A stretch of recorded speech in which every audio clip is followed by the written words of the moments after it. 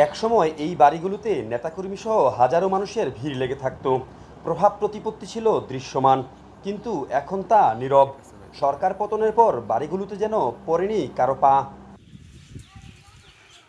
এই বাড়িগুলো ঢাকা ২০ আসনের সাবেক সংসদ সদস্য বেনজির আহমেদ ও এম এ মালেকের। দুজনের বিরুদ্ধেই রয়েছে হত্যা মামলা, দুর্নীতি ও অনিয়ম সহ একাধিক অভিযোগ। সংসদ সদস্য বেনজির আহমেদ এবং মালেক সাহেব যে সমস্ত দুর্নীতি এবং অপকর্ম ধামরাইতে করেছেন এবং ধামরাইয়ের উন্নয়নের সমস্ত টাকা পয়সা লুটপাট করে দেশের বাইরে নিয়ে গেছেন টাকা পয়সা। বিগত ১৫ বছর যে ধামরাইবাসী যে দুর্নীতি দেখেছে, আমরা ভবিষ্যৎ প্রজন্ম যারা আছি চাবো না যে আগামীবার এই দুর্নীতিগুলো হোক। কেসারেন শেকড় থেকে শিখরে।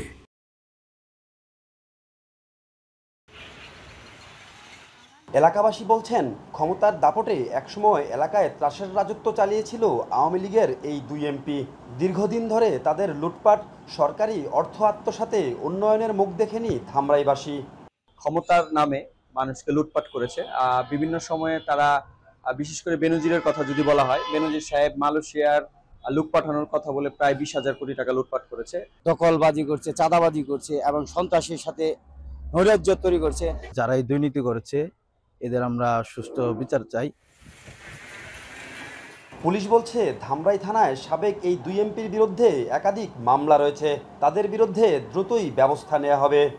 বেনজির আহমেদ এবং এম এ মালেক, এদের বিরুদ্ধে অত্র থানায় একাধিক মামলা রয়েছে। ইতিপূর্বে এম এ মালেককে গ্রেপ্তার করা হয়েছে এবং ৫ই আগস্টের পর থেকে বেনজির আহমেদ পলাতক রয়েছে। তাদেরকে আইনের আওতায় আনার জন্য আমাদের একাধিক টিম কাজ করেছে। ক্ষমতার বলয়ে থেকে অনিয়মকে নিয়মে পরিণত করা এই রাজনীতিবিদরা আইনের আওতায় এলে তা সমাজের জন্য ইতিবাচক বার্তা দেবে বলে মনে করছেন সচেতন নাগরিকরা। হুমায়ুন কবির, এখন, ধামরাই।